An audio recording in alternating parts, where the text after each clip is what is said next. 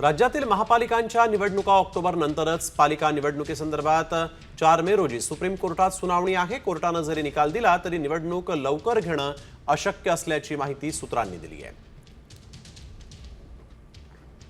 तर आपण बघतोय 4 मे रोजी सुप्रीम कोर्टात सुनावणी होणार असल्याचं देखील सूत्रांनी सांगितलेलं आहे। त्यामुळे आता ऑक्टोबर नंतरच महापालिकेच्या निवडणुका राज्यामध्ये लागू शकतात अशी शक्यता असल्याचं दिसतंय।